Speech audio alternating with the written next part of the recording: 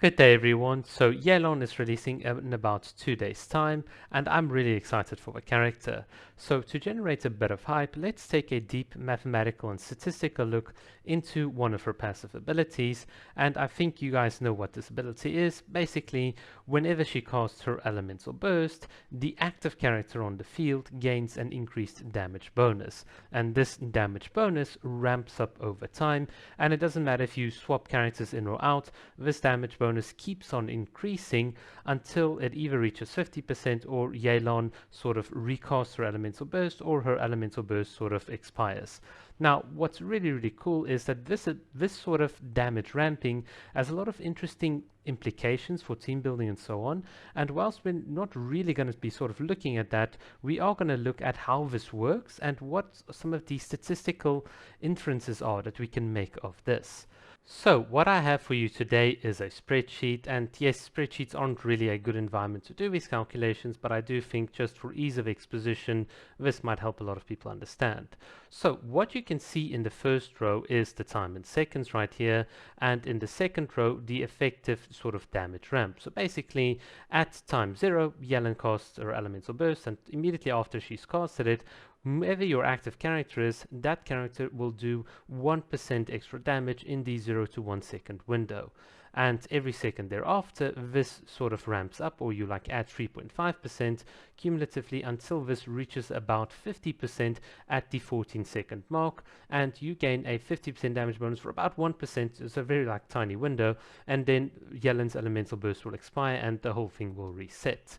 So what we're interested in today is calculating what we call the mean utilization. So basically we want to see how in a 15-second window, how much of the total damage ramp up have we utilized from Yelan, and what is the interesting implications from this.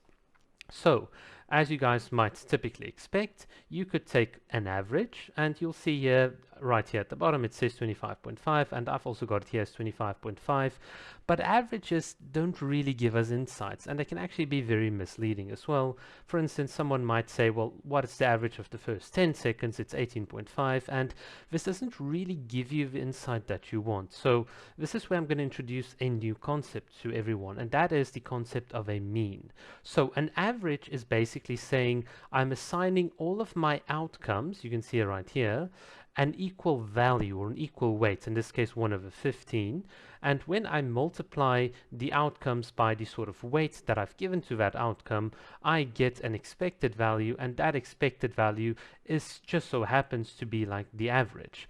But what happens if I don't assign the same weight? Well, now we're calculating the expected value or the mean of all of these outcomes. Now, the mean here, or the expected value, can be given formally, as you can see here on screen, by this formula. For our purposes, this basically just means you can do something like this. You can assign different weights to each of the outcomes, and then just take the sum product in this case, and that'll give you the sort of expected value of the set.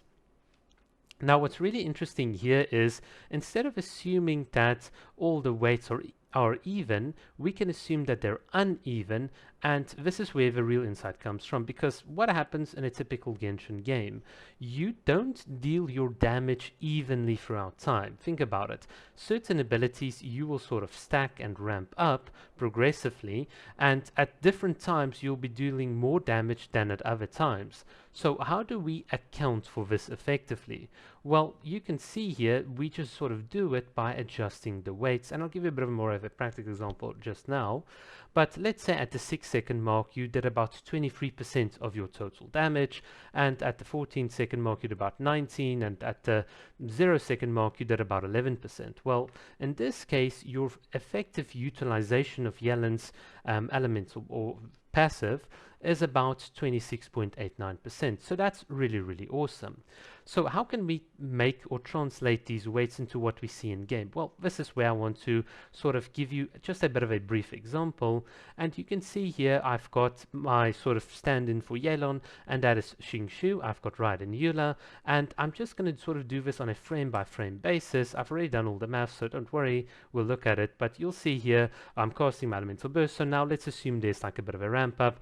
Raiden's going to start attacking, and I need to be very careful to ensure that we don't breach the 15-second mark because we want Eula to get that maximum damage right at the end. And there we go. So we had like the big number and so on. Right there. Sorry, I did it prematurely, but there it is. There's the big number, and this is obviously a non-crit, but as you can see on screen, in a 15-second window, we sort of did all of this damage. Now, I'll be honest, I did count electrocharge and some of the other things, which you shouldn't really be doing, but honestly, the numbers don't really matter. It's just for an example. And you can see here in my example, we did about 743,000 damage over this 15-second window, and we can sort of tally all the damage that we've done, or our active characters done, per second. And if you now take all of these, you can put it into a spreadsheet right here. You can see here the raw numbers. And basically the raw numbers can now be added up to give you a divisor or like a total. And if you now take each one of these values and you divide them by the total, you get the effective weights that I was talking about. Of course, if let's say my Eula critted, this is the crit variation right here at the end, you can see she would have given, or the weight would have effectively like been bumped up from 33% to about 55%. Now, this 37.55% effectively means that we've dealt the most damage for our team when it mattered the most, and hence we've utilized more of Yelan's utility by critting at the right moment with Eula.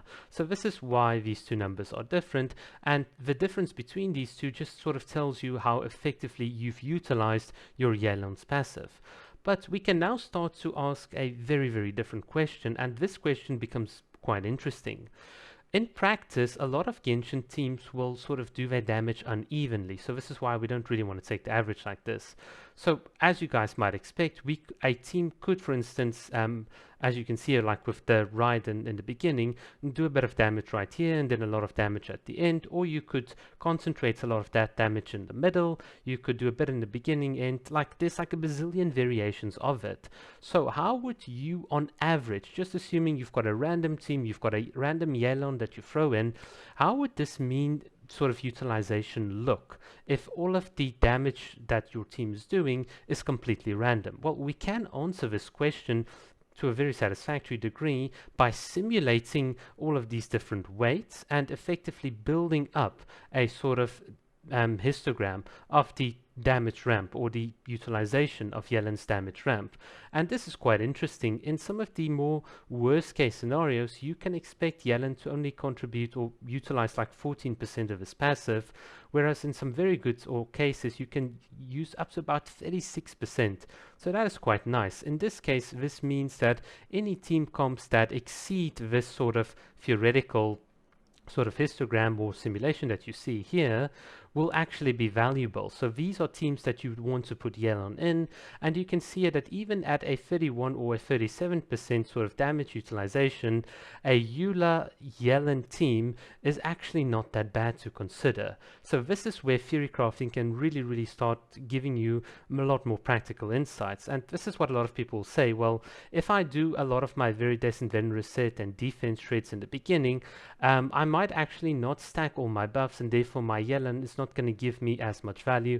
And that is absolutely correct, but as good as that sort of insight is, it doesn't really tell you where to actually place her, whereas an analysis like this gives you a much more practical means of taking whatever team you've got, counting the actual damage, converting these two weights and calculating your mean utilization ratio, and therefore if you play consistently enough, you can see whether or not adding Yelan to your team is actually going to add more value than not. And this is what I think is really interesting. And of course we can, with every sort of distribution that you have, you can calculate a cumulative probability density chart, and this is the part of the video where we're actually going to go into how to calculate these things. So if you guys are bored, you can switch off. I've sort of said the most of what I wanted to say, but for those of you who want to stay, let's get into it. So to calculate these sorts of values that you can see here, what we need to do is simulate the random weights. And how we do that is we effectively code up a number of simulations. You can see here, this is all the number of sims, all the way up until 1,000. We should typically do about 10,000 at minimum to be safe, but hey, it really doesn't matter. And here you can see I've got the seconds, also like the time in seconds, so like from 1 second to about 14 seconds. What you then do is you calculate what we call here the negative log of a randomly generated value. And once you've calculated all of these, you can just now go here and take that value divided by the total sum of this column. You can see there's the formula on screen, so hopefully that'll be quite clear. And you can now do this for every column. Doing it this way will ensure that your weights are distributed evenly, and it will also ensure that there is sufficient sort of mix for you to build the correct distribution. This is just a mathematical fact. So some of you might say, well, why don't you just generate some random values and then divide them all? Like, why don't you just generate some random values and then just divide by the sum? Well, if you do that, you're not going to get the correct distribution, and you're not going to get the correct assessment of outcomes. So this is the proper mathematical way, and there's actually mathematical proof behind this towards doing this. And once you've gotten like these weights here, you just calculate a utilization ratio. So you can see I've just sort of used the transpose of these damage ramp numbers right here. Pretty simple. And there we go, just a simple sum product. And there we go. There is one outcome of the simulation. And here you can see all the outcomes. And what we can do is now plot a probability density of this. Pretty simple. You just go into the bar graphs. And to calculate the cumulative probability density function, all you need to do is use the percentile function in Excel. So basically, you start off with constructing your percentiles, one all the way up until, 99%, because we're excluding the endpoint 0 and 1, and you can use then this formula, percentile excluding, and you can now take those values, those exact same values that you put in for your histogram right here, and you can just sort of use percentile like the percentile function. You can see here more or less what the definitions are and so on, and this will give you the correct percentile, which you can then just trace out across the different sort of input arguments, and effectively this will then give you the necessary ingredients to draw this cumulative probability density function. So the cumulative probability is right here, and then of course these are your x values.